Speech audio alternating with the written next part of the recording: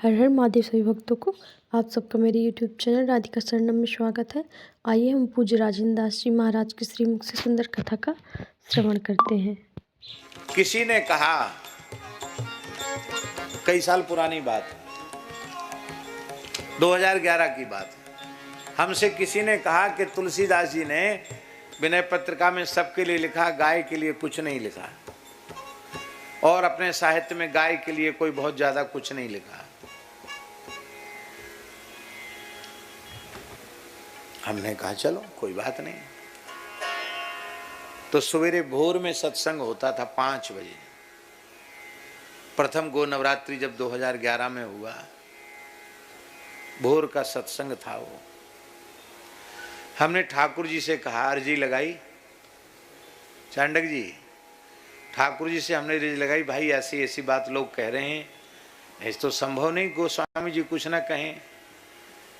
तो अब कुछ बिल्कुल विचार नहीं था हमारे मन में, कुछ नहीं, हमारे खुद समाधान नहीं था।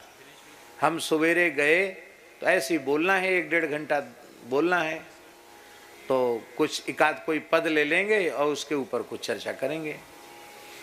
तो जैसे ही नेत्र मूंद करके विनय पत्रिका जी को सिर से लगा के जैसे ही खोली, खोलते ही और कामधेनु कलिका से मैंने कहा आ गई गौ माता है।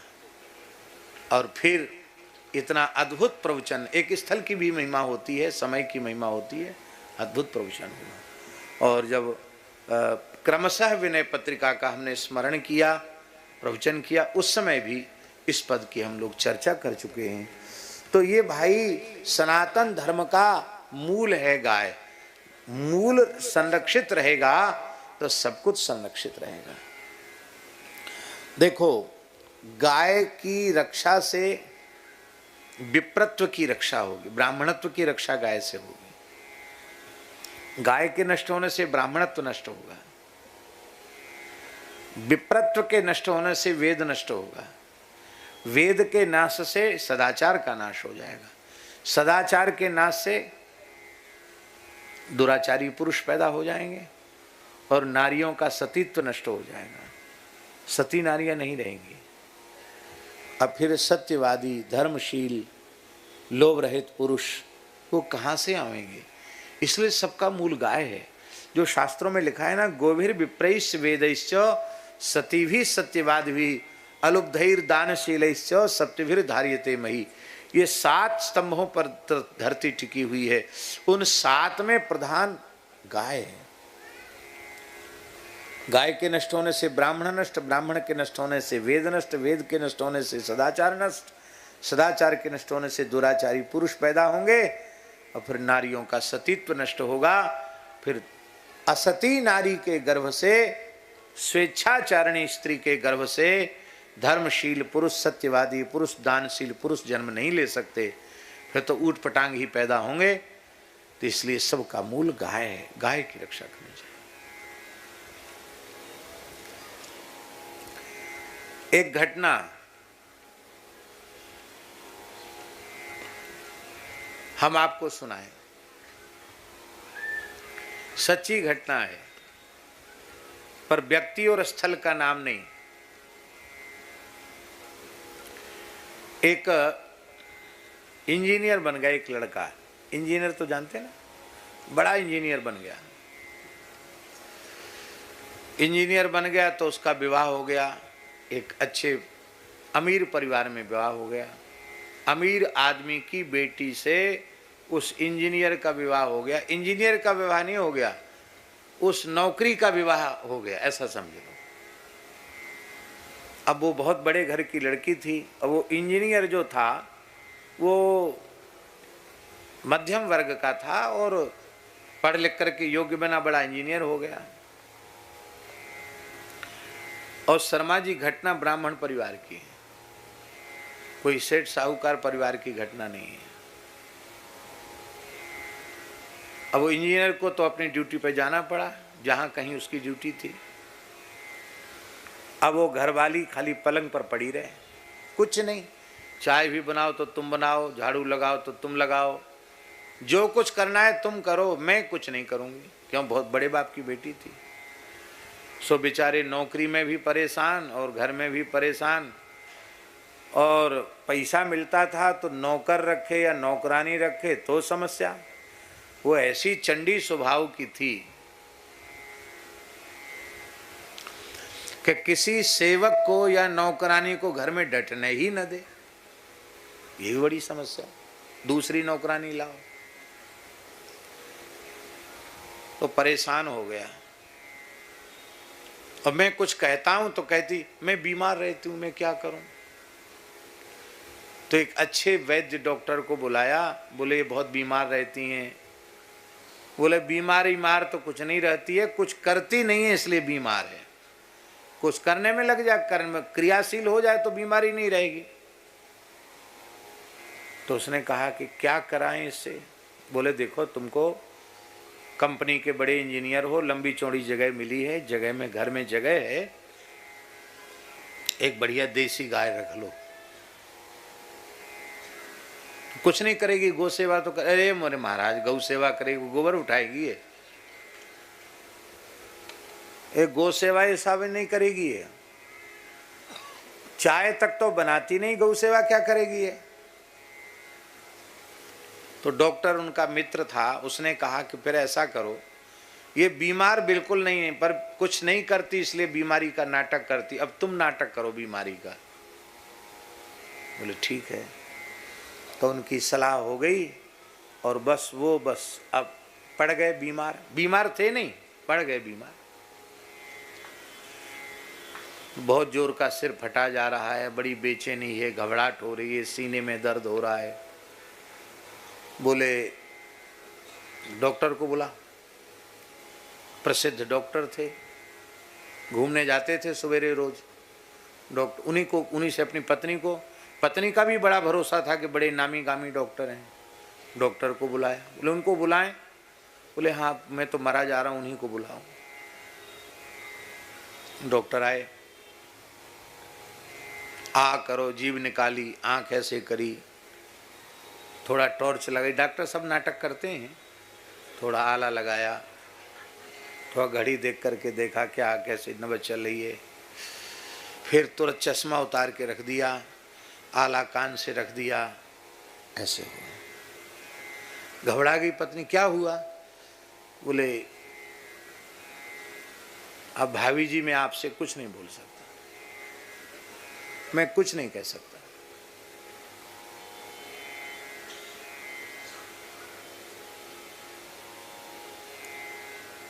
इनके तो सब भीतर का सिस्टम बिगड़ रहा है, बीमारी पकड़ में नहीं आ रही। हाँ लेकिन अच्छा डॉक्टर, मैं खुद डॉक्टर हूं पर इनका मित्र हूं, आपका हितैषी हूं। हॉस्पिटल में गए तो इनका जीवित लौट के आना भी मुश्किल है। डॉक्टरों के चक्कर में फंसने की मैं सलाह नहीं दूंगा, लेकिन एक प्रयोग कर सकती हो। क्या? वह हम कुछ देसी दवा इनको देंगे और ये दवा लें। बस बात ये है कि वो दवा जो इनको दी जाएगी वो गाय के मक्खन में दी जाएगी और वो मक्खन तुम्हारे हाथ से निकाला हुआ होना चाहिए, घर की गाय का होना चाहिए। बोले मैं तो जानती हूँ, मेरे सब आपको प्रशिक्षण दे दिया जाएगा, आप करो। तो उस डॉक्टर ने किसी भी प्रकार से उसको गौ सेवा में लगा दिया। अब वो काम में लग गई तो उसको अच्छा लगने लग गया, क्यों पड़ी रहती थी। एक आध कोई नौकर वोकर भी सहयोग कर देता, पर काम में लग गई। धार काढ़ने लग गई, दूध हटाने लग गई, दही जमाने लग गई, मक्खन निकालने लग गई। और धीरे धीरे धीरे धीरे वो स्वस्थ होने लगे। महीना डेढ़ महीना की छुट्टी ली थी। इसके बाद तो चेहरा उनका लाल हो गया, पत्नी ठीक हो गई और फिर धीरे धीरे नौकरी पर जाने लगे। डॉक्टर को फिर बुलाया। बोले भाई अभी अपने को पूरा स्वस्थ मत समझना, अभी तुमको कम से कम साल डेढ़ साल तो तुमको इसी तरह से सेवा करनी पड़ेगी, फिर ये जल्दी बीमार नहीं पड़ेंगे, नहीं फिर कुछ हो जाए तो हमसे मत कहना।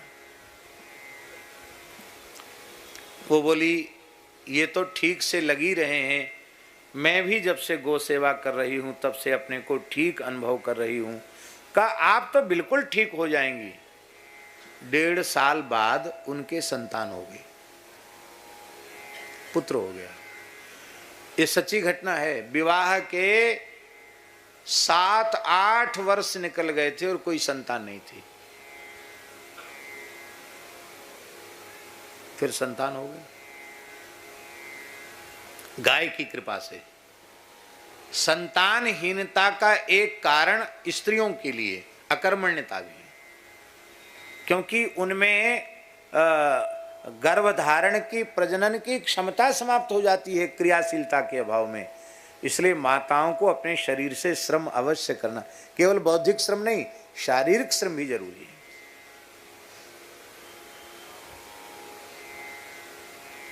अच्छी बात है। वृद्धावस्था में भी आप यदि अपने व्यापारिक प्रतिष्ठान में जाने लायक हैं तो जाइए।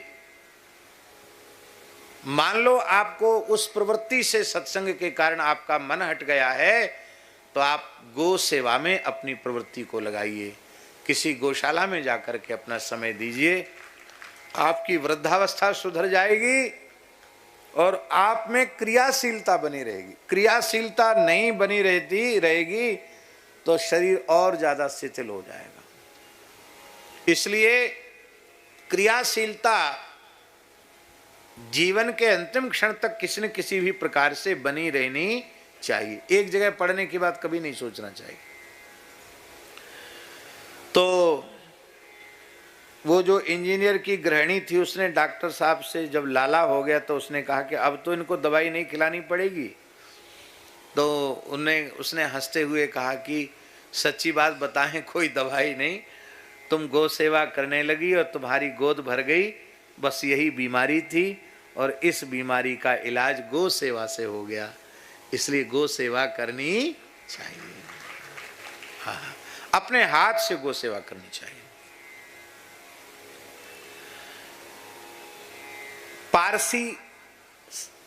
पारसी जानते हैं, बंबई तो पारसियों की ही थी पहले। पारसी धर्म है एक।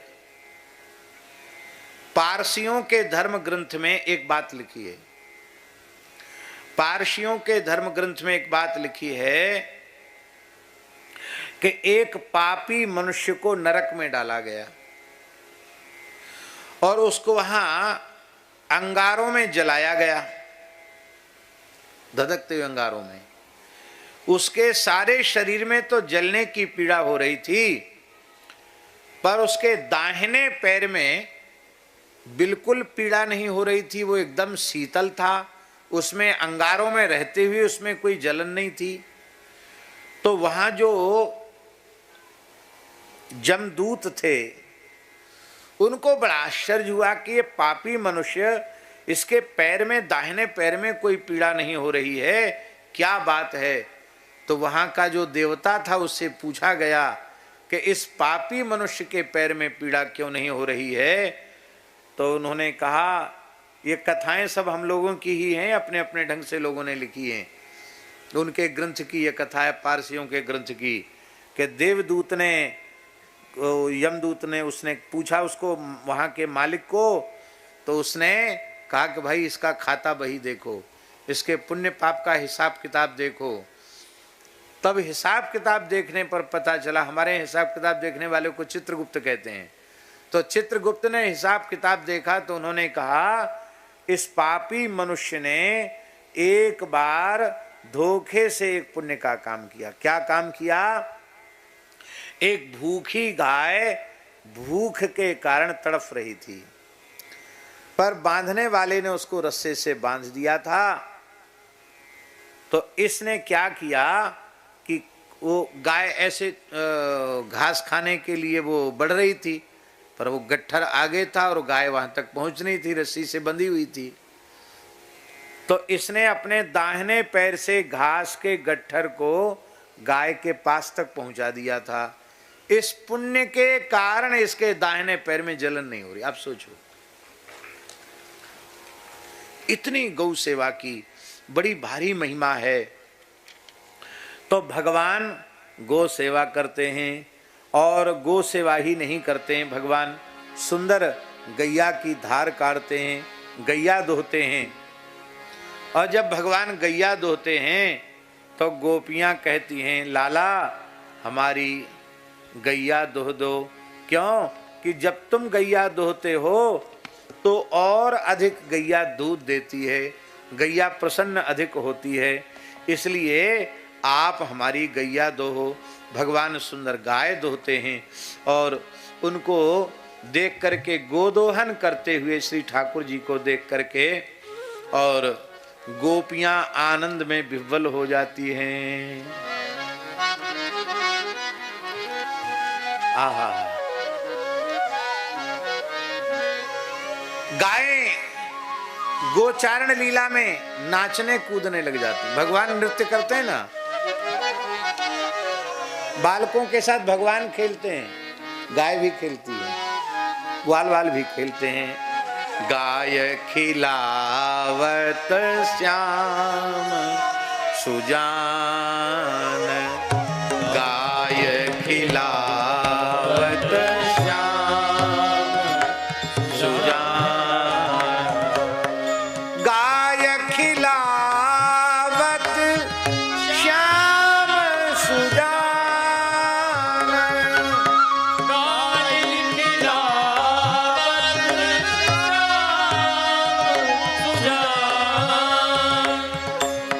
गाय खिलावत श्याम सुजान, गाय खिलावत श्याम सुजान, कूकू ग्वाल तेरी देही, कूकू ग्वाल तेरे देही, बाजत बेनु बिसान, बिसान बाजत बेनु बिसान, गाय खिलावत श्याम सुजान, गाय खिलावत श्याम सुजान, कियो है श्रृंगार धेनु सगरीन को, कियो है श्रृंगार धेनु सगरीन को, करी कौन सके बखान, बखान करी सके कौन बखान, बिफरी फिरन पूछहि उन्नत करी, बिफर फिरनी पूछहि उन्नत। ऐसे गाय चमकती है, चमककर पूंछ ऊपर उठाती है, सींग उठाती है, फिर नाचने लग जाती है। बिफरी फिरनी पूछहि उन्नत करी, बिफरी फिरनी पूछहि उन्नत करी, करी करी सूधे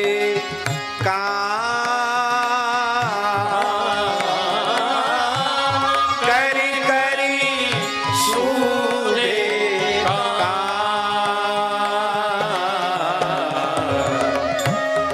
गाय खिलावत श्याम सुजान, गाय खिलावत श्याम सुजान, गाय खिलावत श्याम सुजान, गाय खिलावत श्याम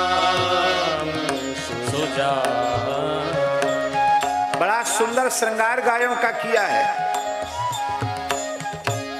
पाई पैजनी मेहंदी राजत, पाए पैजनी मेहंदी राजत, पीठ पुरट के पान,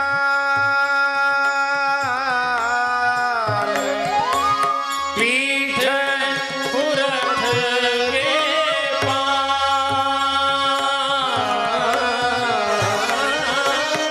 कुंभन दास खेली गिरिधर से, कुंभन दास खेली गिरधर से, जिहि विधि उठी उछाल, जिहि विधि उठी उछाल,